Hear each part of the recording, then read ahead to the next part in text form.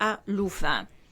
Le droit de gestion sociale est un instrument qui est inscrit dans le Codex flamand logement et ça donne la possibilité aux autorités locales pour les logements qui sont inventarisés depuis au moins 2 ans de les considérer comme logement social. Peu importe quel registre, ça peut être le registre d'inoccupation ou d'abandon.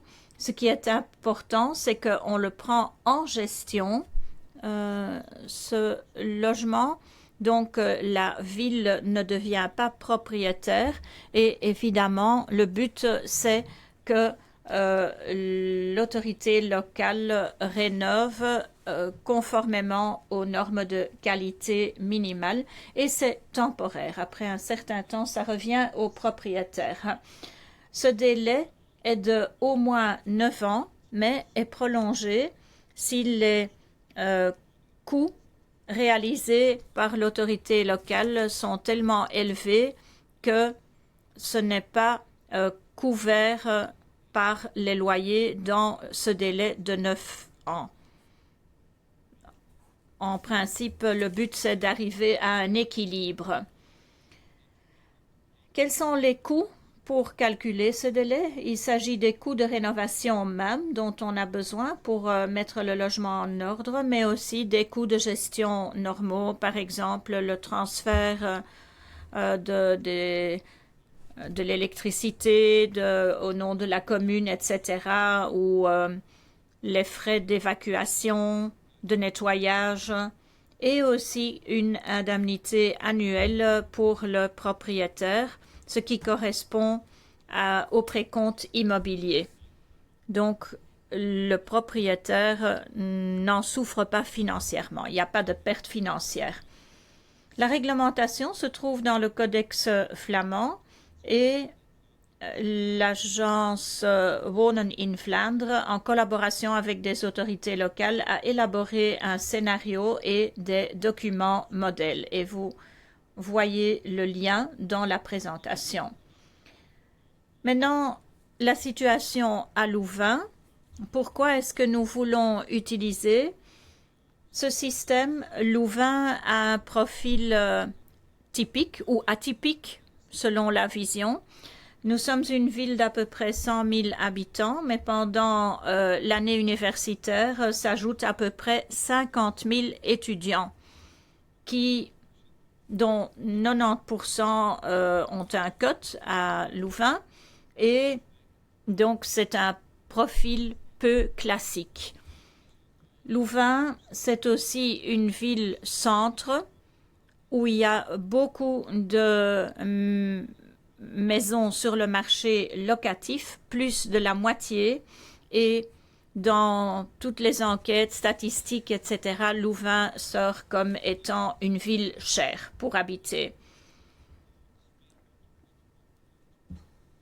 Notre politique est une politique de lutter contre l'abandon, contre le délabrement, et nous essayons aussi quand même d'offrir des logements payables, même si l'autorité locale ne dispose pas toujours de tous les instruments nécessaires, mais néanmoins, dans la mesure du possible, nous essayons d'avoir une attention particulière pour cela. À côté de cela, il y a aussi une entreprise autonome développement urbain à Louvain qui a été créée il y a une vingtaine d'années avec des projets de rénovation urbaine, mais entre-temps, ils mettent surtout l'accent sur la réalisation de la politique du logement et avec un accent sur le marché locatif. Ce qui fait que dans la convention actuelle, 2019-2025, nous avons repris cela comme action. Ça a été traduit dans un plan d'approche. Nous avons donc bien réfléchi pour quel logement voulons-nous utiliser ce droit de gestion sociale. Nous avons déterminé des critères de sélection, comme par exemple les dispositions légales, bien évidemment, mais aussi des critères comme la faisabilité. Ça doit être faisable techniquement et financièrement. un logement dont on sait que pour rénover, on aura besoin de le louer pendant 50 ans, on ne va pas le faire. Aussi, le fait de pouvoir le louer facilement, si nous constatons que c'est beaucoup trop difficile, on ne va pas le faire. C'est pour cela qu'on ne prend par exemple pas de chambre en gestion. Et nous avons aussi encore des critères pragmatiques parce que c'est un nouvel instrument et donc on ne veut pas se rendre la vie nécessairement difficile. Par exemple, une maison avec 40 propriétaires différents qui habitent dans le monde entier, ça, on ne va pas le faire non plus. Dans ce plan d'approche, nous avons une répartition de tâches.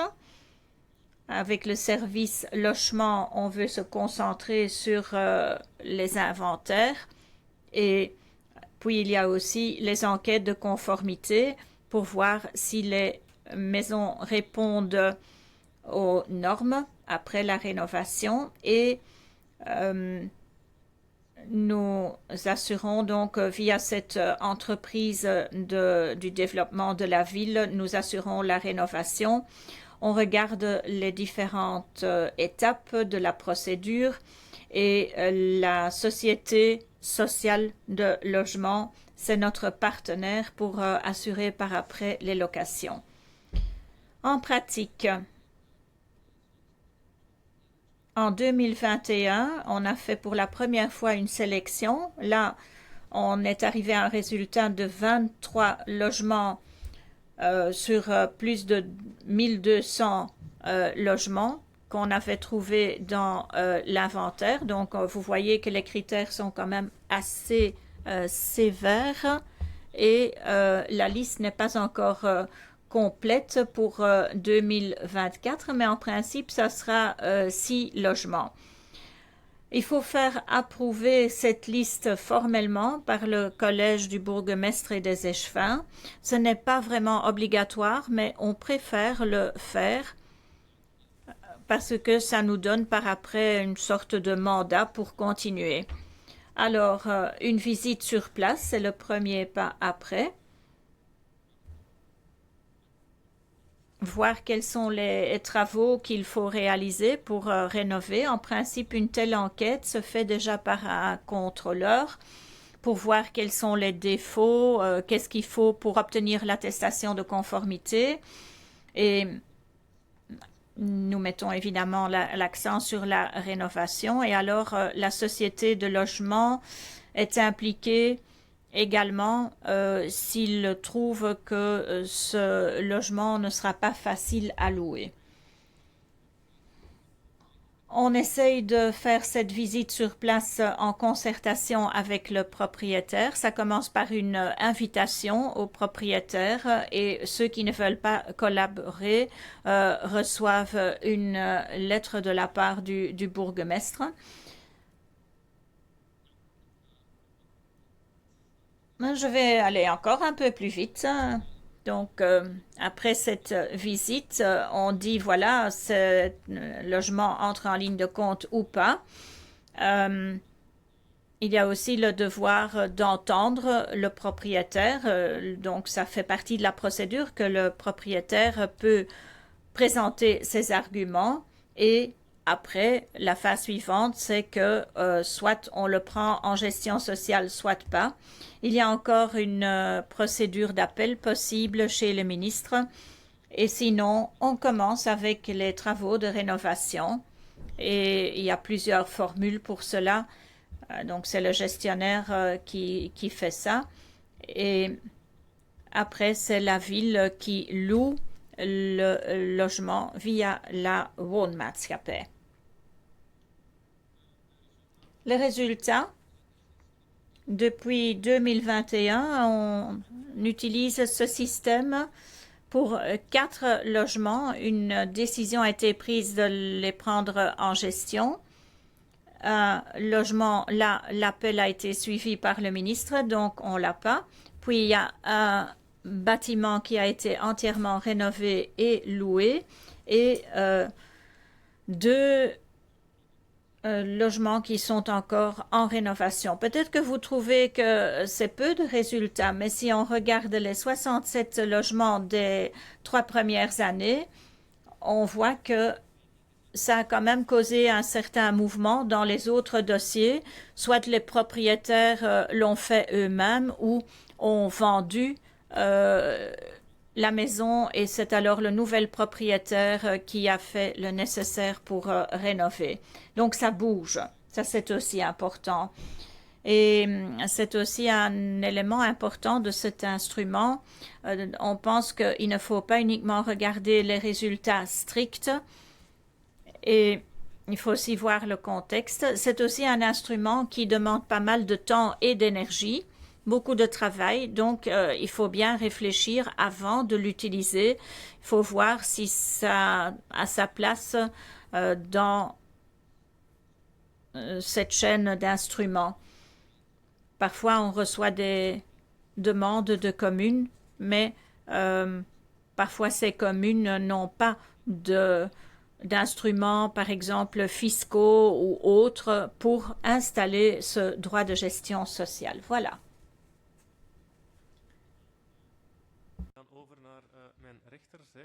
Merci. Ici à ma droite, une autre région, la région de Bruxelles-Capitale. Je passe la parole à Marie-Pierre Deltombe pour un instrument similaire, mais du côté bruxellois. Avec micro pour la traduction, s'il vous plaît.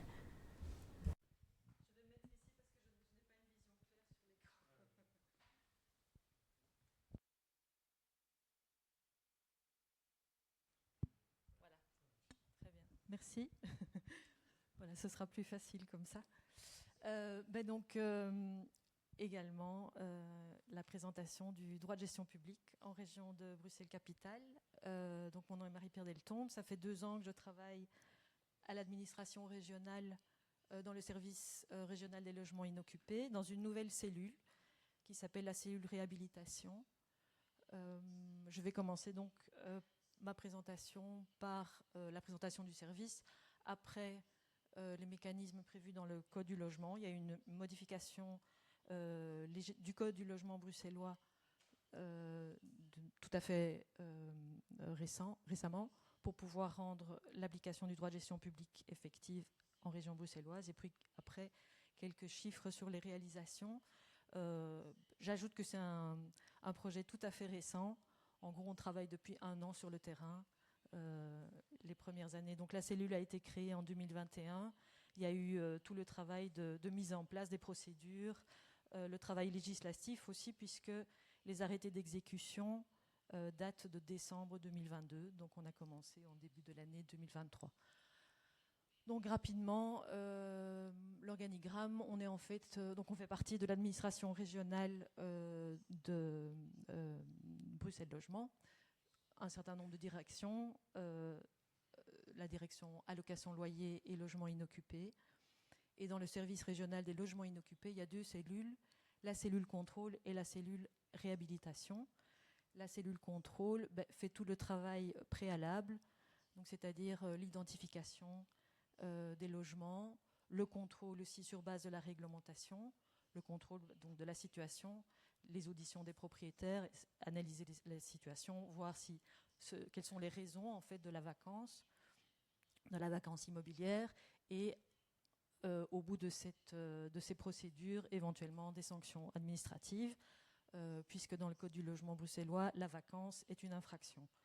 À Bruxelles, il y a les taxes communales qui existent encore dans certains cas. Je ne vais pas rentrer dans le détail, mais bon, ça existe au niveau communal et au niveau régional, on parle d'une amende. Et donc cette cellule réhabilitation donc existe depuis 2021. On est 8 personnes et un coordinateur, 2 architectes, 2 conducteurs de travaux, 2 juristes et 2 administratifs. Et donc notre but, c'est de soutenir les opérateurs de gestion publique, comme c'est spécifié dans le code, donc c'est-à-dire les CPAS et les communes principalement. On peut aussi faire des actions d'initiative, donc dans toutes les actions de lutte contre les logements inoccupés.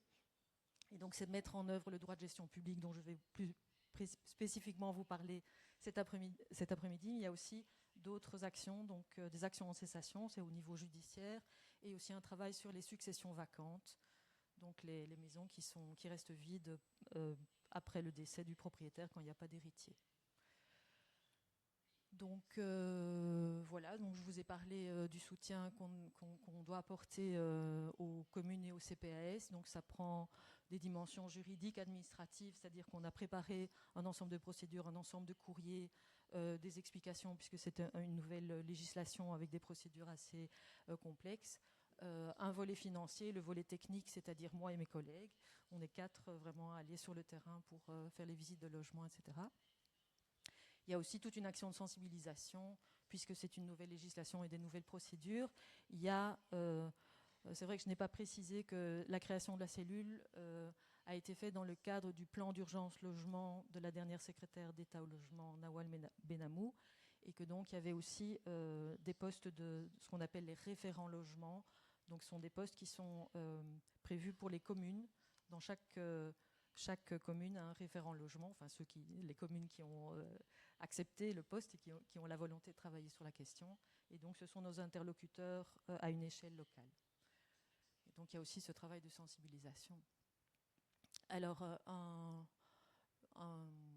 une grande partie du travail ces derniers mois, c'était préparer un marché public, un accord cadre de marché de travaux. Donc la région va jouer le rôle de centrale d'achat pour les communes et les CPAS.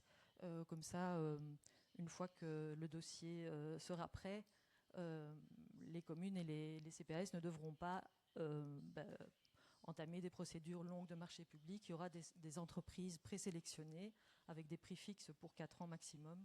Et donc les chantiers pourront aller assez vite. Alors les modifications législatives maintenant.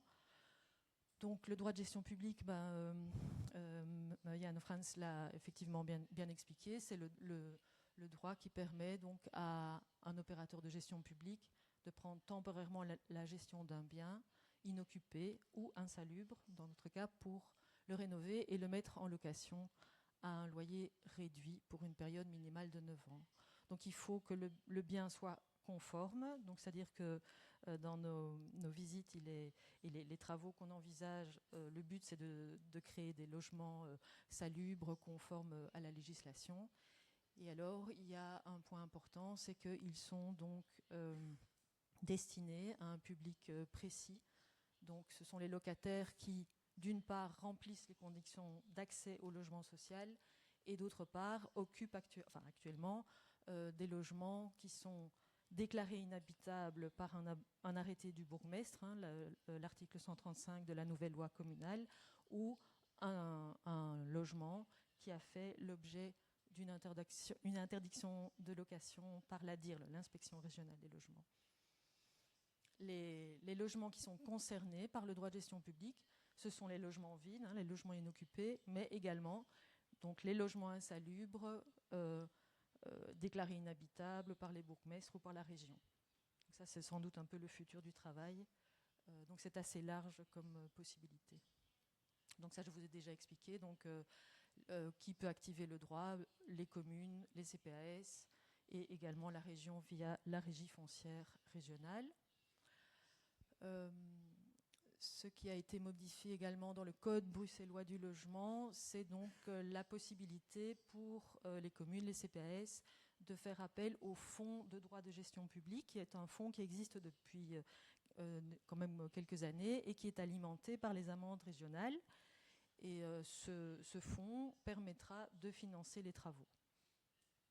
On a un plafond pour le calcul de ce prêt de 1176 €. Bon, maintenant, on en est déjà à 1270 € par mètre carré brut rénové. Et donc, ça permet de déterminer le budget de rénovation pour le logement. On fait un calcul quand même assez large. Donc, c'est vraiment toute la surface du logement, incluant, donc on part de axe mitoyen, façade comprise, les caves, les greniers, enfin, tout est calculé pour maximaliser le budget, puisqu'en général, ce sont quand même des logements et des immeubles en mauvais état. Bon, ça, je vais passer. Au niveau du code, il y a eu des détails sur les frais de prise en gestion, mais ça, c'est peut-être un peu du détail. Donc, un point important, c'est ce qui a donc été rajouté dans la législation. C'est une réglementation sur les loyers. Donc une fois que le bien sera visité, rénové et que le droit de gestion publique pourra être appliqué, le logement devra être occupé pendant 9 ans à des conditions sociales. C'est un minimum. Et même en cas de reprise anticipée par le propriétaire, donc les conditions, c'est évidemment que le propriétaire rembourse tous les frais liés aux travaux, à la gestion, etc. Mais les locataires devront... Enfin, pas uniquement les locataires, c'est-à-dire que le logement devra être loué à des conditions sociales pendant 9 ans minimum. Oui. Alors, j'avance. D'autres réformes... c'est la notification auprès du service de l'urbanisme. Ça, c'est important parce que le contrat de gestion publique doit être mentionné dans les renseignements urbanistiques en cas de vente, etc., de transfert de propriété, et également le fait qu'on a une transcription obligatoire auprès du bureau de sécurité juridique pour rendre le contrat opposable au tiers. Juridiquement, c'est important. Alors, les réalisations, comme je vous disais, ce sont des chiffres de 2023. En gros, actuellement, on a à peu près doublé ces chiffres-là.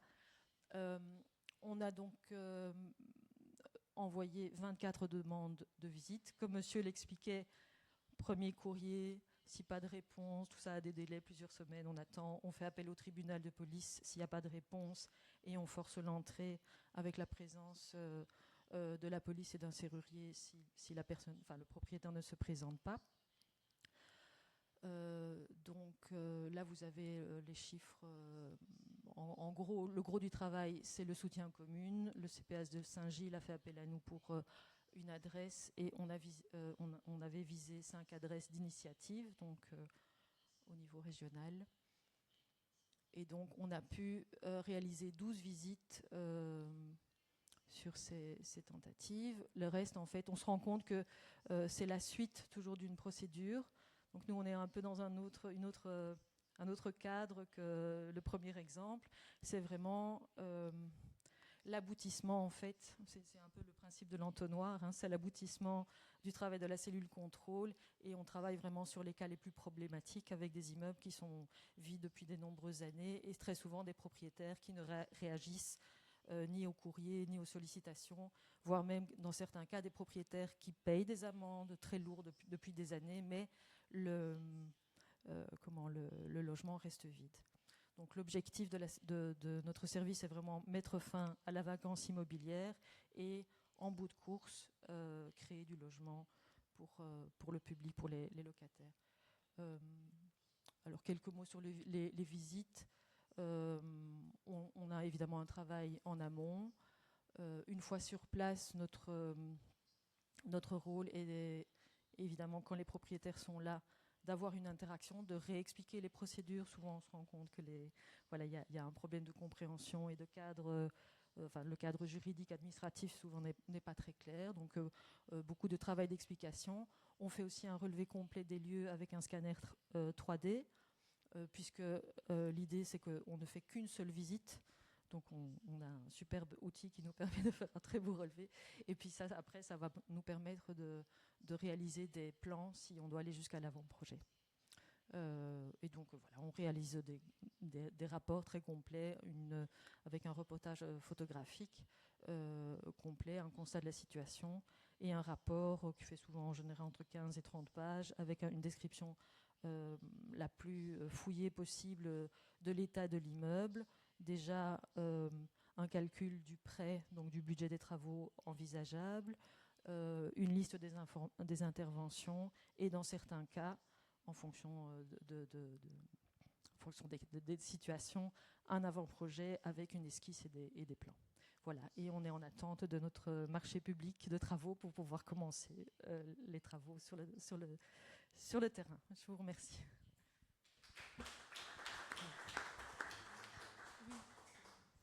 Dank u wel ook. En we gaan nu terug over naar het Vlaamse gebied. Nous passons à la région flamande. Michiel Bonte de la ville de Gand qui va nous expliquer le fonctionnement du Verhuurderspunt.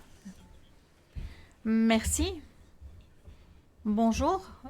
Dans ma présentation, on va retrouver plusieurs instruments qui ont déjà été traités dans d'autres groupes de travail, comme par exemple les subventions ou les primes de rénovation. Et si le temps le permet, ce qui probablement ne sera pas le cas, je pourrais également vous parler de la gestion sociale à Gand. Mais donc, je vais commencer par le fonctionnement de Verhuurderspunt.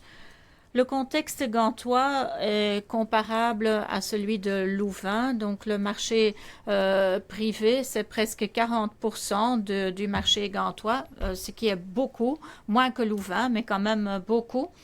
Et à Gand, nous avons aussi ce grand défi en ce qui concerne les logements qui doivent rester payables et de qualité, avec tous les défis énergétiques qu'on retrouve aussi sur le marché privé. Et toute cette discussion concernant les subventions ce matin a montré que en Flandre, la région flamande, en fait, n'offre pas beaucoup de soutien pour le marché privé locatif et c'est ce que nous essayons de compenser à Gand par la ville en espérant trouver un soutien au niveau régional par après. Comme je l'ai déjà dit, donc la moitié du marché du logement, c'est le marché locatif. Dont la moitié location sociale et le reste, c'est donc des propriétaires.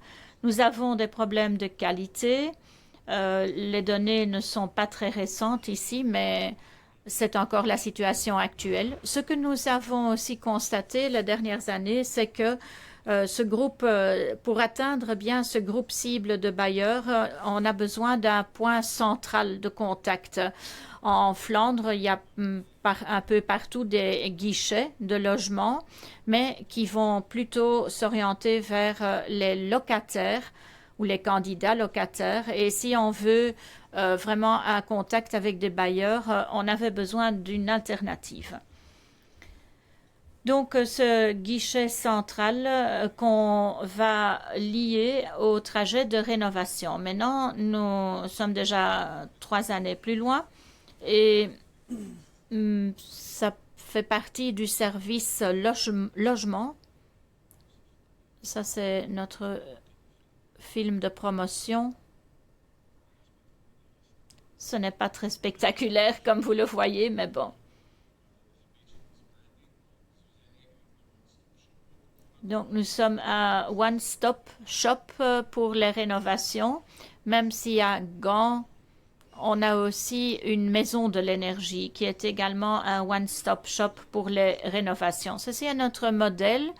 Je ne vais pas entrer dans les détails, mais pour vous expliquer, donc, il ne s'agit pas d'un seul service. Bon, ok, c'est intégré dans le service logement avec un guichet unique, mais nous devons collaborer avec la centrale de l'énergie, avec le contrôle sur le logement et depuis 6 mois aussi avec le département société et bien-être et soins parce que nous voulons aussi améliorer l'accessibilité. Donc, pas uniquement la qualité du logement, les performances énergétiques, mais aussi des logements accessibles. Et on le fait en collaboration avec d'autres parties prenantes du secteur, comme par exemple l'association des locataires, l'association des propriétaires, etc., etc. Pour vous donner une idée, maintenant, donc après 3 ans, on a traité plus de 2000 cas et ce sont quand même des demandes de la part des bailleurs qui ont trouvé leur chemin et qui s'adressent à nous. C'est un peu trop petit pour le lire ici dans la salle, mais vous aurez la possibilité de lire cela via le lien. La plupart des questions, c'est concernant les rénovations, mais ça peut aussi être sur les droits et les devoirs des locataires, des propriétaires, des litiges, etc. Je vais maintenant me concentrer sur les trajets de rénovation. Qu'est-ce que nous offrons? Après un entretien d'avis, on offre la possibilité de donner donc un avis sur mesure pour la rénovation. Ça va toujours de pair avec une visite sur place et c'est un contrôleur qui va sur place avec un coach de rénovation. Le contrôleur, c'est celui qui doit déterminer quels sont les défauts selon le codex flamand et le coach traduit cela immédiatement en avis. Quelles sont les approches, combien ça coûte, etc. Et on constate que cette combinaison fonctionne vraiment bien. Les contrôleurs du logement rédigent un rapport technique qu'on a introduit dans le système VLOC, un système flamand. Mais ça, ce n'est toujours pas le point de départ d'une procédure pour dire que ce n'est pas habitable. Donc, on gagne un peu de temps sans avoir cette pression de devoir réaliser la rénovation dans un certain délai. Donc, OK, l'avis est écrit, alors on peut commencer à travailler. Oui ou non, avec accompagnement, il y a un accompagnement gratuit pour demander les offres, pour suivre les différentes phases des travaux et à la fin, on aide aussi pour demander les primes et l'attestation de conformité. Je vous ai déjà dit 2000 cas et en 3 ans, on a quand même déjà visité plus de 800 logements, maisons et appartements et aussi quelques studios. Ce n'est certainement pas mauvais. Il y a 3 coachs de rénovation et 2 contrôleurs qui travaillent à temps partiel. Donc, à côté de mon service et au sein de mon service, il y a aussi 2,5 consultants pour répondre aux questions.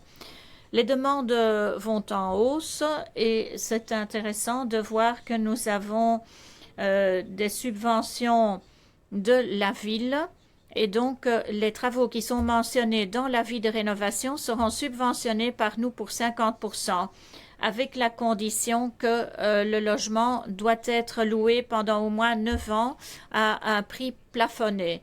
Donc c'est un peu une régulation quand même du loyer. Et on voit que néanmoins, pour beaucoup de bailleurs, ça reste attractif. Plus de 40% revient par après pour demander la subvention. Donc, à ce moment-là, on sait que le logement est conforme aux critères de logement, a une meilleure performance énergétique et donc le loyer est limité. Bon, j'ai mis une carotte ici parce que c'est vraiment notre carotte pour convaincre les bailleurs. Lié à nos trajets de rénovation, il y a aussi la collaboration avec Landskap. C'est une organisation qui rénove des logements pour après les mettre sur le marché locatif social. Je ne vais pas entrer dans ces détails-là, mais donc il y a un système en Flandre pour louer des maisons privées sur le marché social. On doit subventionner cela. On a ajouté, comme je vous l'ai déjà dit, l'accessibilité parce qu'on constatait à Gand qu'il y a quand même encore beaucoup de discrimination et surtout pour les gens à mobilité réduite, c'est très difficile de trouver un logement. Là, ce n'est pas uniquement les mécanismes de discrimination, mais aussi d'accessibilité. Il faut obtenir l'attestation de conformité. Il faut donc louer le bâtiment pendant au moins 9 ans. Je ne vais pas entrer dans les détails des loyers. Ce ne sont pas des loyers budgétaires ou sociaux. C'est des prix plus ou moins conformes au marché et qui ont été discutés avec le secteur. On pourrait demander beaucoup plus à Gand. Très souvent. Donc, c'est plus bas que la moyenne, mais ça reste quand même des prix raisonnables. Les travaux qu'on prend en ligne de compte, c'est les mêmes que ceux qui sont subventionnés par la Flandre, mais moins pour le marché privé. Nous, reprenons toutes ces catégories. On a encore ajouté les panneaux solaires et aussi les techniques de ventilation et donc depuis peu l'accessibilité. Ces montants, c'est pas mal, 50% des factures acceptées, puis on regarde aussi l'occupation du logement, la taille du logement et comment c'est loué. Si c'est purement privé, alors ça varie entre 6 000 et 10 000. Si on loue via Tuss.Gent ou à une agence immobilière de la ville de Gand, alors les subventions sont encore plus élevées. Et on voit que pour certains bailleurs, c'est quand même un incentif. Ah, voilà. Je n'ai plus assez de temps pour vous expliquer tout ceci. Je peux vous dire qu'on a donné pas mal de budget à ce projet et l'année prochaine, on a encore 1,5 million à disposition. On n'a pas encore utilisé tout le budget, mais c'est donc en croissance. Vite les résultats, on est à presque 200 demandes et on en a approuvé à peu près 150. C'est réparti entre appartements, maisons et aussi des studios. Ce qui est assez remarquable, c'est qu'il y a aussi des maisons assez grandes. Ce n'est pas facile à trouver ce genre de logement à Gand, donc c'est bien qu'on les ait aussi ici. Et ce que nous voyons aussi, c'est que dans 55% des dossiers de subvention où il y a un PEB de rénovation, qu'après ils obtiennent le certificat B ou C. Et on est même à 90% si on ajoute le C. Donc c'est vraiment un bon impact énergétique. Voilà, et ceci, ce sont les montants moyens de subsides. Nous sommes en train de faire une évaluation systématique et on espère pouvoir continuer avec cette politique dans la nouvelle législature. Récemment, on a organisé une enquête très large parmi les parties prenantes et tout le monde est d'accord, aussi la société civile et les locataires, que c'est important d'avoir ce point de contact pour les bailleurs. On voit que c'est vraiment soutenu, pas uniquement pour la qualité des logements ou pour l'énergie, mais aussi pour l'accessibilité. Et cette subvention urbaine est quand même aussi un levier important pour faire bouger les choses sur le marché du logement et le marché locatif. Et d'autre part, on peut dire que c'est des beaux résultats avec peu de moyens, mais on n'est pas encore très connu. Il y a aussi beaucoup de gens qui n'ont pas encore trouvé le chemin vers nos services. On espère pouvoir continuer et on espère que ça ne doit pas uniquement venir de notre caisse urbaine à l'avenir. Les slides de l'attestation conformité, je ne vais pas les présenter, je vous les laisse lire par après. Je vais respecter le timing. Merci et vous pouvez rester parce que vous pouvez faire passer le micro. Donc jusqu'à présent c'était des autorités publiques ou privées. Maintenant on va donner la parole à la société civile. À nouveau quelqu'un de la région flamande et puis de la région bruxelloise. On commence par la région flamande, Joy Verstichelen. Joy Verstichelen, Vlaams Huurders Platform, on donne un support à Viva. C'est un réseau de locataires sociaux et on défend les intérêts des locataires, tant au niveau privé qu'au niveau social, avec un focus sur les plus vulnérables. Une petite réaction par rapport à ce qui vient d'être dit. Il est important d'avoir entendu parler de cette diversité de projets avec deux éléments centraux nécessaires pour faire la différence sur le marché locatif, c'est-à-dire la façon d'attirer les bailleurs pour faire des adaptations au logement, parce que à leur propre initiative, souvent, ça ne se fait pas, mais aussi des mécanismes qui indique, voilà, si vous ne répondez pas à certains critères minimums, vous allez devoir vous-même prendre l'initiative et en assumer les conséquences. Et cette combinaison est fort intéressante. il me semble important en même temps de voir que ce sont des initiatives qui combinent le focus de l'amélioration de la qualité au caractère payable des logements. Je ne parle pas d'une offre volontaire et donc une régulation de prix de cette façon-là, mais il y a quand même un lien qui est établi entre les deux. Et nous voyons aussi que ces projets ont leur plus-value, c'est clair, mais nous ne captons pas tout le marché. Il y a un lien structurel entre loyer et qualité, d'autres manières juridiques, mais ça reste nécessaire à une plus grande échelle d'intervenir. Je pense notamment à ce qu'on a vu dans les 3 régions, le blocage temporaire pendant la crise énergétique pour ces bâtiments énergivores avec pas d'indexation.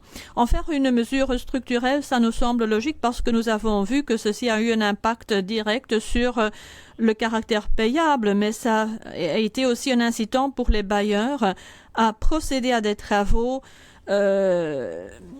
pour améliorer les performances énergétiques. C'est une façon d'intervenir à côté d'autres régulations et nous pouvons de cette façon-là faire la différence. Un deuxième élément important, et c'est ce que nous voyons dans ces projets, c'est que nous ne connaissons pas nos bailleurs. On parle de ce marché locatif privé. Il faut atteindre ces propriétaires, mais on ne les connaît pas, on ne sait pas où ils sont, on n'a pas les données de ces bailleurs.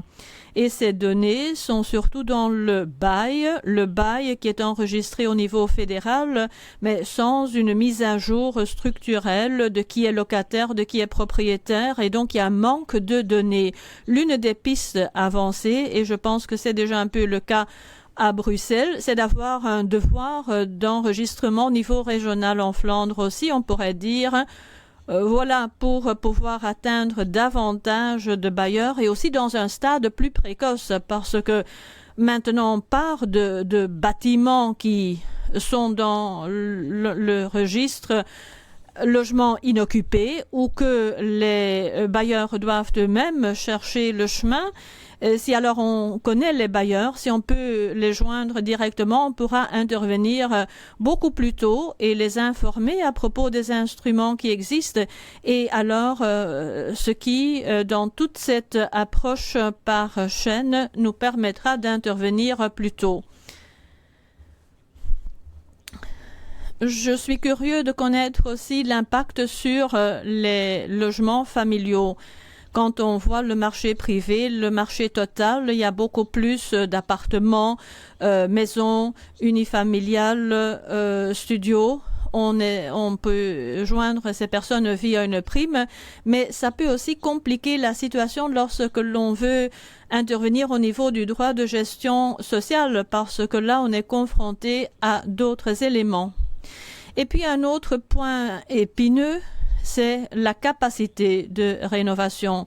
On a besoin de grands pools de rénovation qui, d'une façon structurelle, puissent être engagés au niveau de la rénovation pour prendre en gestion les immeubles via une société de logement, par exemple, mais aussi par l'achat de logements et puis la rénovation et puis la location sociale. Et on a déjà entendu des chiffres quant à ce défi immense, pas seulement sur le marché locatif privé, mais aussi pour les personnes qui sont dans la maison et qui cherchent des solutions. L'une de ces solutions, pour ceux qui ne voient pas comment faire des travaux de rénovation, c'est peut-être la vente de l'immeuble avec alors l'instrument de la rénovation pour ensuite louer la maison à titre social. Ça peut être une situation gagnant-gagnant. Ce sont des éléments spécifiques dans une gamme très large d'instruments. Si on regarde ce qui peut jouer un rôle dans l'amélioration de la qualité du logement et aussi améliorer le caractère payable, quand on parle d'allocation loyer, on a des subventions en Flandre avec l'objectif pour ceux qui déménagent d'une maison mauvaise vers une bonne maison pour leur donner une subvention. Si bien sûr sur le marché total il n'y a pas d'offre payable, alors c'est pas le motif non plus pour les gens pour faire le déménagement. Et si ça se passe quand même, il y a le caractère imprévisible parce qu'il y a différentes conditions et cette prime ainsi ne donne pas son effet voulu. Et les instruments fonctionnent plus ou moins bien en fonction de la situation sur le marché global. Et ce qu'on n'a pas encore vraiment traité, c'est ce certificat de conformité. Ça peut aussi donner lieu à un mouvement de rénovation. On voit que davantage d'administrations locales optent pour, pendant ou avant la location, optent pour l'octroi d'un certificat de conformité, c'est-à-dire que les maisons doivent répondre à certaines normes pour pouvoir être louées avec des contrôles proactifs. Cela veut dire que la personne qui habite le logement, si on le fait au moment où ça doit encore être loué, on n'a pas d'impact non plus. Il ne faut pas reloger les personnes. La maison peut d'abord être mise en ordre et ensuite être louée. Dans ce sens, il y a d'un côté l'évolution vers cette approche proactive pour contrôler la qualité, pour le maintien de la qualité, ce qui est fort intéressant. Mais à côté de cela, on voit aussi que les normes deviennent de plus en plus rigoureuses avec le temps. Il faudra voir quelles en sont les conséquences à partir de 2030. Par exemple, en Flandre, les scores PEB minimum vont être intégrés dans les normes de qualité. Il faudra tout un parcours pour y arriver avec un soutien également aux bailleurs pour que l'on ne se réveille pas en 2029 avec des bailleurs qui n'ont pas compris en temps utile que certains travaux s'imposaient.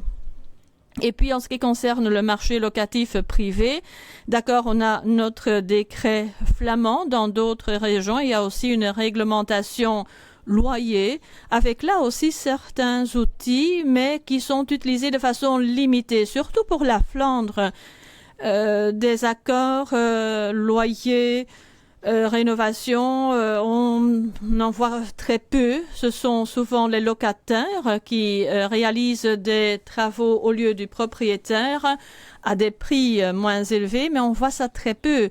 En 2019, on a vu aussi quand il y a comme ça des travaux pour adapter les performances qu'une adaptation du loyer est possible, mais on ne voit pas souvent ça dans la pratique. Et puis les possibilités de préavis, renoncer à un contrat pour pouvoir exécuter des travaux de rénovation sous certaines conditions, ça, bien sûr, on voit ça dans la pratique, ça peut se faire à certains moments, mais en Flandre, ça ne peut pas se faire les 3 premières années et bien sûr, il faut aussi répondre à d'autres conditions pour le faire.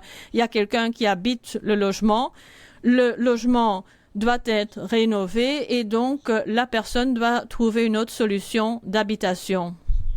Je pense pouvoir conclure de certains exemples que ça demande bien plus d'efforts avec une plus grande dépendance sur le marché privé, plus là que sur le marché locatif social. On voit toujours qu'il y a des immeubles de mauvaise qualité qui sont loués, mais là nous avons une mainmise directe. Si on le veut, on peut d'une façon directe intervenir. Et on voit dans les présentations, mais aussi dans la pratique sur le marché locatif privé, il faut prendre en considération davantage d'équilibre pour pouvoir en tenir compte et donc en même temps je fais ici un plaidoyer pour que le marché locatif social ne soit pas oublié de vue pour l'augmenter, surtout là où la qualité n'est pas suffisante, faire en sorte aussi vite que possible que ces maisons répondent aux normes de qualité. Merci. Et vous pouvez passer le micro au dernier orateur. Et après, je donnerai la parole à la salle. Thibaut de Menton de Loyer Négocié. Je trouve que chacune des présentations qui viennent d'être faites est très enrichissante. Merci. Joy, on ne se connaît pas encore, mais c'est l'occasion aussi. Entre bruxellois et néerlandophones, je peux partager énormément de choses que tu viens de dire. Donc je ne vais peut-être pas faire tout le tour. Juste dire d'où je parle. Loyer négocié a été créé par les syndicalistes bruxellois il y a maintenant 5 ans. On propose un service de renégociation des conditions locatives sur le marché locatif bruxellois. L'année passée, l'équipe était composée de 2 personnes. Maintenant, lundi, on sera 6. Et pour vous donner un petit aperçu des méthodes de travail que nous utilisons, c'est à la demande d'un locataire quand les conditions locatives sont compliquées, hein, au-delà d'une simple question d'indexation, est-ce que mon bailleur peut indexer ou pas avec le PEB, ou on peut répondre par téléphone ou par mail, on propose une visite du logement. Et donc les locataires nous accueillent chez eux pendant 2-3 heures, on fait le tour de tout ce qui va, de tout ce qui ne va pas, de toutes les infractions urbanistiques, PEB, normes du code du logement, modalités de garantie, de la constitution de la garantie locative. On essaie d'imaginer qu'est-ce qui pourrait être obtenu devant le juge si le conflit devait être porté jusque-là. On évalue aussi les risques de perte de logement. Et à Bruxelles, c'est évidemment quelque chose de très très important parce qu'on est là surtout sur les segments de bas de gamme, parce qu'on est convaincu d'une chose, à loyer négocié, je suis philosophe et économiste de formation. Et donc il y a pénurie de logements. Et non pas sur le marché locatif privé, mais sur les marchés locatifs privés. Parce qu'il n'y a pas un seul marché. C'est évident que quand vous avez des faibles revenus, quand vous travaillez à mi-temps dans un supermarché comme caissière, vous ne portez pas votre candidature sur les mêmes parcs, sur le même marché que... je ne sais pas moi, un haut fonctionnaire international, c'est l'évidence même. Et donc la question de la pénurie, la question de la possibilité de trouver à se reloger est dramatique aujourd'hui à Bruxelles. Elle est dramatique pour les personnes qui ont des faibles revenus, elle est dramatique pour les personnes qui font l'objet de discrimination, et elle est dramatique pour les familles nombreuses. Il n'y a pas. Il n'y a pas. Il n'y a pas de possibilité de se reloger. Et donc, quand on visite un logement, je reviens à notre pratique quotidienne. La première chose qu'on évalue, c'est le risque de perdre son logement. Ce n'est pas le moment de renégocier avec le bailleur des indemnités de troubles de jouissance ou le remplacement des châssis qui sont pourris quand on est 4 mois avant l'échéance d'un bail de courte durée. Il suffit, en effet, au bailleur d'envoyer un petit courrier en disant le bail ne sera pas renouvelé et madame et ses 4 enfants sont dehors à la rue. Les risques de perte d'un logement, les possibilités d'en trouver un autre, compte tenu de tout ça, de tous ces équilibres, on définit avec le locataire une trajectoire de négociation amiable avec le bailleur pour trouver des solutions dans les délais qui ne fragilisent pas la relation locative. Et on va dire que donc l'année passée, 40 locataires se sont lancés dans cette aventure. On a obtenu 30 accords amiables avec des bailleurs. Parfois dans des situations où il faut partir parce que c'est une cave qui en fait ne peut pas être louée. Et aujourd'hui une cave mal foutue à Bruxelles où un espace de 9 mètres carrés c'est loué 600, 700 euros. Vous faites ça, vous aménagez votre... Ouais. Aujourd'hui à Bruxelles, quelqu'un aménage son garage. Il y a 20 personnes qui sont là et qui sont prêtes à payer 600 euros pour louer un garage. Donc ça, évidemment, on met fin, mais on définit alors une petite condition. Ici, c'est pas 650 euros, c'est 3 euros par jour, 5 euros par jour, 10 euros par jour, selon le niveau de qualité. Et la personne part quand elle veut, sans préavis bien sûr, la garantie locative tout de suite récupérée. C'est parfois voilà, ça c'est les cas les plus costauds hein, que je mets en évidence. Il y a des situations qui sont moins dramatiques. Et puis si ça ne marche pas, on soutient le locataire à faire s'il n'y a pas d'accord amiable, si le bailleur ne signe pas la proposition de convention qu'on lui met sur la table et qu'on négocie avec lui à l'hôtel de ville, parce qu'il y a plusieurs échevines du logement qui nous soutiennent. C'est pas la même chose de négocier quelque chose dans nos bureaux, surtout pas chez le locataire, surtout pas au café du coin. Quand on le fait à l'hôtel de ville, ça remet les choses un petit peu à leur place. S'il n'y a pas d'accord, on soutient le locataire à faire la grève du paiement de son loyer et s'il faut, on va devant le juge. L'année passée, c'est 92 000 euros que les locataires ont épargné suite à notre soutien. Donc si on fait la somme de ce qui a été récupéré suite à une décision de justice, ce qui n'a pas été payé parce qu'il y a une action de grève du paiement du loyer qui a été entamée, et ce qui a été conclu avec les bailleurs. Mais par contre, ce qu'on n'est pas, je viens donc à la question de la rénovation énergétique, ce qu'on n'est pas réussi à faire, ou très peu, c'est obtenir des rénovations, c'est obtenir des travaux. Il n'y a que 10, enfin c'est que 10 quand même, mais les travaux qu'on a obtenus sont d'une ampleur ridicule. Aujourd'hui, le rapport, donc je dis tout ça simplement pour insister sur une chose, c'est que sur le bas de la gamme de qualité, sur le bas de la gamme de confort, sur les segments locatifs de bas de gamme, le rapport de négociation entre les parties locatives privées est complètement déséquilibré. Or, c'est là qu'on a de la précarité énergétique. C'est là que les CPS interviennent déjà dans le paiement des factures d'énergie qu'évidemment les personnes ne savent pas payer parce que le loyer est déjà complètement disproportionné. Et donc moi, ce que je pense, c'est qu'on n'avancera pas si on ne met pas en place un instrument légal. Moi, je pensais qu'on allait parler de ça aujourd'hui. J'y vais un petit peu volontairement. Le meilleur instrument légal pour forcer et stimuler la rénovation énergétique, c'est la régulation des loyers.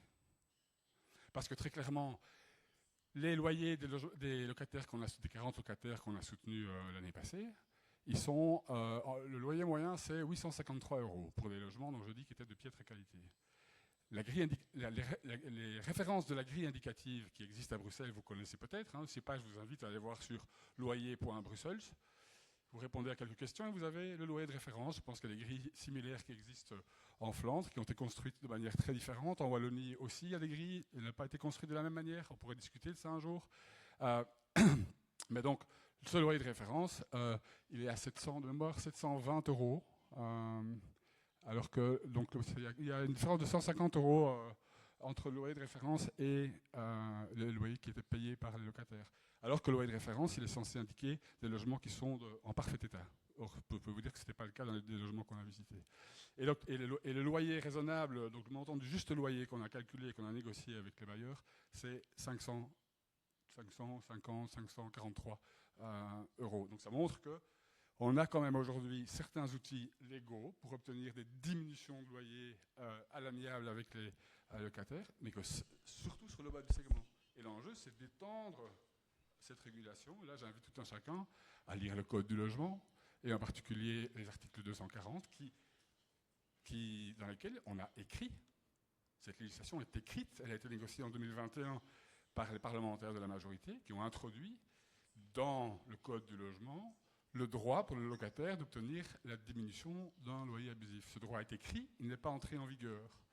Ce qui est entré en vigueur, je vais m'arrêter peut-être juste là-dessus, c'est la commission paritaire locative, et ça me permet de présenter aussi les autres axes du travail de la loi négociée. Vous l'aurez compris, on a une série de mandats, notamment on est très favorable à la concertation sociale, et ça me fait penser à des dispositifs que vous avez présentés à la ville de Gand.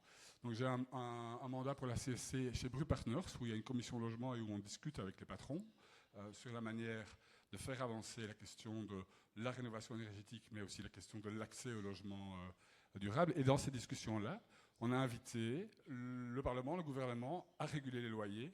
Bru Partners a remis des avis qui invitaient le gouvernement a créé une commission paritaire locative. Ça y est, c'est fait.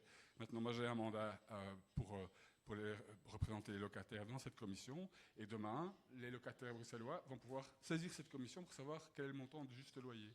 Moi, je fais aujourd'hui, et je m'arrête là, une invitation, c'est que cette ordonnance loyer abusif rentre en vigueur et qu'on continue à avancer sur une grille, et notamment sur le critère PEB, pour que, à un moment donné ou à un autre, les loyers des passoires énergétiques soient ridiculement bas, et que ça constitue l'incitant majeur pour inciter les bailleurs à rénover leur logement. Merci.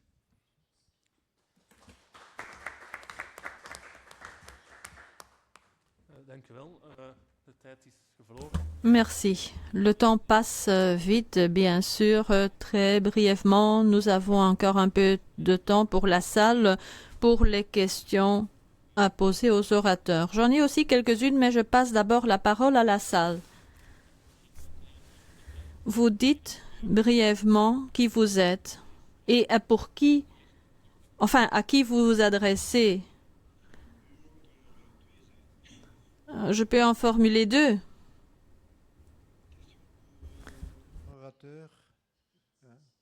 présenterait son plaidoyer. Oui.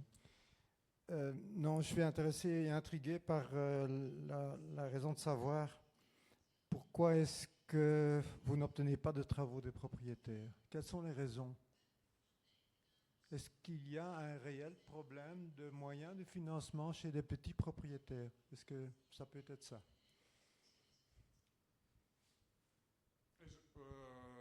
Oui, bien sûr. Je pense qu'à Bruxelles, on a une chance, c'est que la structure de la propriété, les bâtiments qui sont loués à Bruxelles sont la propriété de petits bailleurs. En fait, c'est pas des grosses sociétés immobilières. Donc les interlocuteurs, les gens avec qui on a négocié les choses, c'est des Bruxellois qui habitent parfois le même immeuble en fait, qui sont aussi dans des difficultés à se loger eux-mêmes. C'est parfois pour trouver une solution à ses propres difficultés d'accéder à un logement décent qu'on hérite ou qu'on achète d'une maison, qu'on entasse sa famille au rez-de-chaussée, qu'on loue les étages et les caves. Et donc, bien entendu, qu'il y a des mécanismes de soutien des bailleurs, mais à quelles conditions? Et ça, moi, je salue les démarches qui sont faites à Gand, qui sont faites à Leuven, ce que vous avez présenté, c'est juste magnifique. Mais moi, je comprends que les bailleurs soient preneurs. Ça augmente la valeur vénale du bâtiment de 30%, on l'a entendu tout à l'heure, et les exigences en termes de niveau de loyer, c'est pas, vous l'avez dit vous-même, pas très écarté des valeurs du marché. Et pour 9 ans seulement, c'est génial. Mais donc, je veux dire, l'enjeu, c'est, de mon point de vue, comment est-ce qu'on continue à travailler cette question-là pour qu'on augmente la durée dans laquelle, effectivement, les loyers sont maintenus à des prix abordables, mais aussi le public qui est accueilli.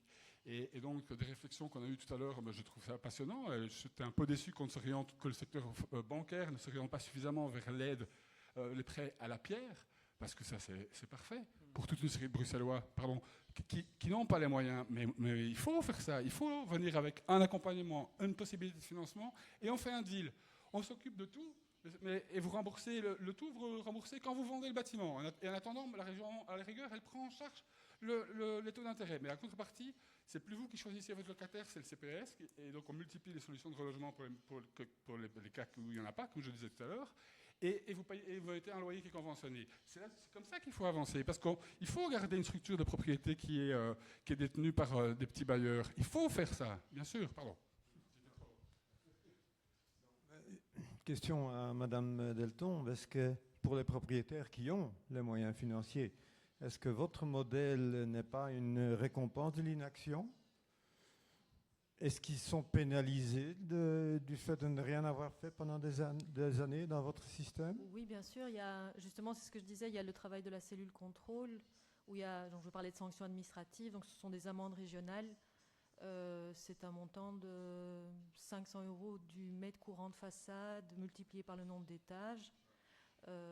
Et ça se cumule année par année. Donc, première année, on a un montant, il double le deuxième montant, il triple la troisième année, etc.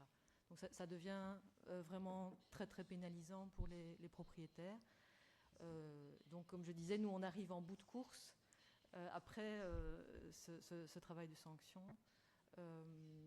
Et pour le moment, en tout cas, on se focalise sur les cas les plus graves avec une longue durée d'inoccupation. Mais il y a des propriétaires qui ont quasiment déjà remboursé le montant de la valeur de leur maison et la maison reste vide et ils ne le vendent pas. Donc ce sont des situations très incompréhensible quelquefois. Une fois que les sanctions sont payées, il n'y a plus que d'avantages à votre système pour le propriétaire. Une fois que les sanctions...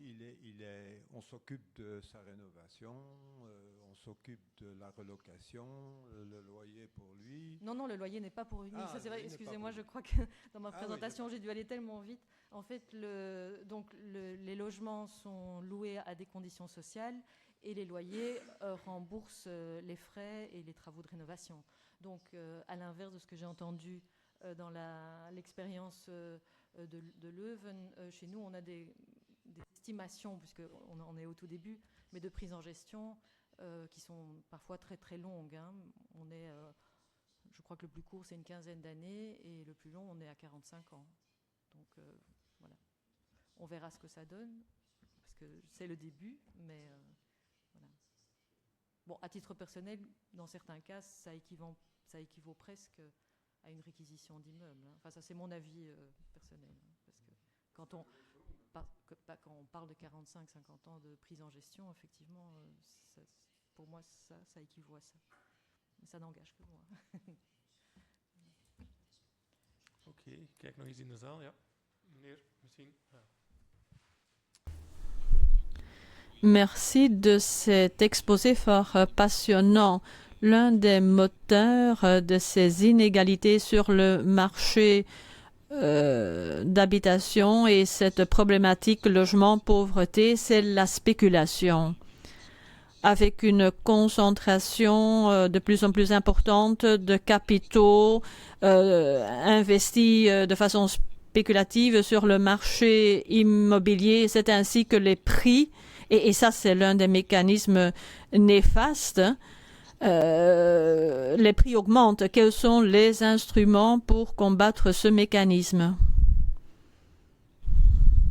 Et avez-vous une personne à qui vous posez la question ou est-ce que tout le monde peut répondre? Non, je ne m'adresse pas à quelqu'un en particulier. Chaque autorité locale peut répondre, mais ce ne sont pas seulement les autorités locales qui peuvent intervenir, hein, mais peut-être quand même aussi les autorités locales.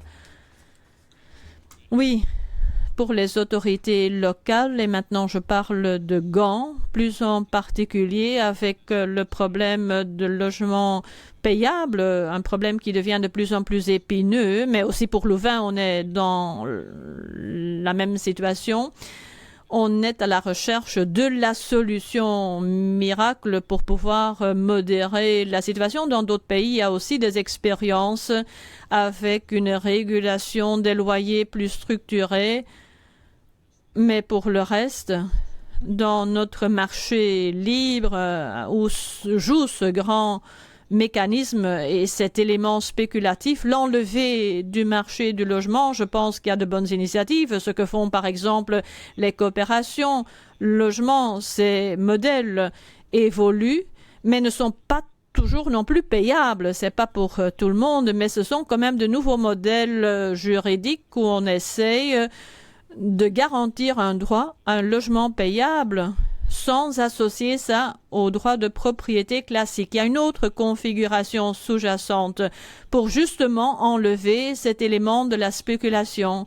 Si on peut faire quelque chose, c'est certes veiller à cette évolution et nos autorités doivent essayer de voir comment soutenir de telles initiatives. Il y a d'autres modèles dont on a parlé, modèle CLT avec l'aspect foncier. Et, enfin, on envisage différents modèles coopératifs, mais on ne peut pas les rendre obligatoires.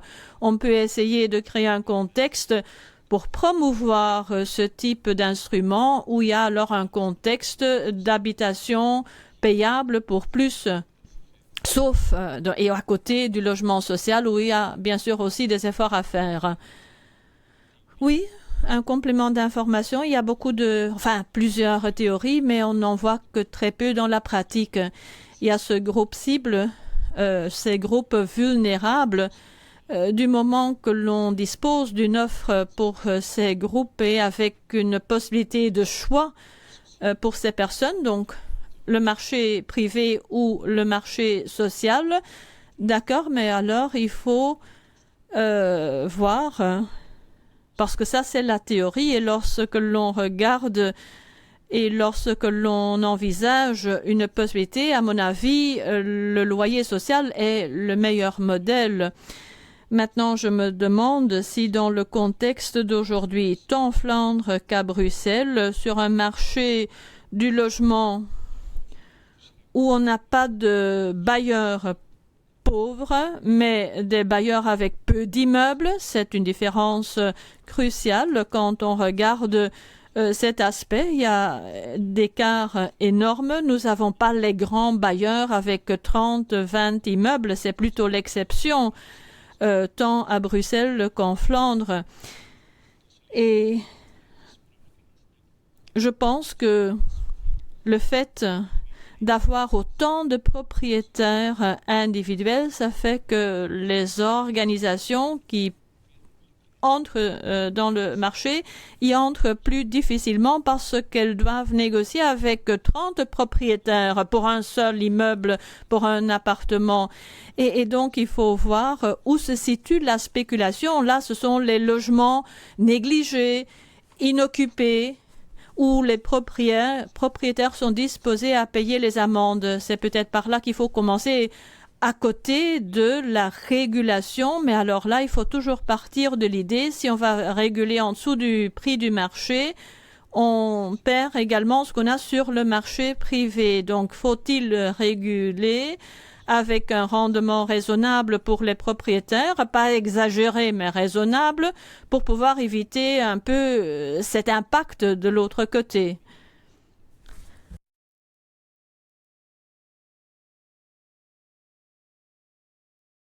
Nous avons dépassé légèrement le temps prévu. Est-ce qu'on a encore un peu de temps? Je crains de voir clôturer encore aussi une réception réseautage au programme. Si vous avez des questions, vous pouvez alors à ce moment-là les poser aux orateurs. Merci de votre présence et de votre enthousiasme.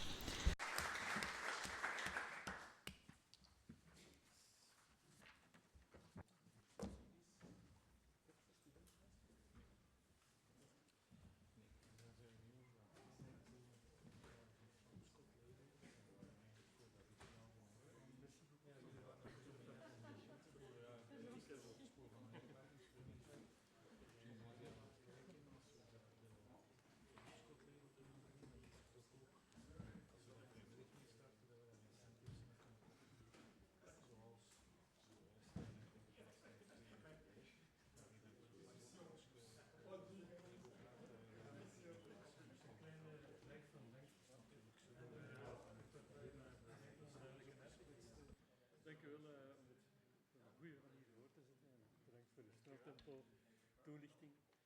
Dus dat is ook niet dat we dat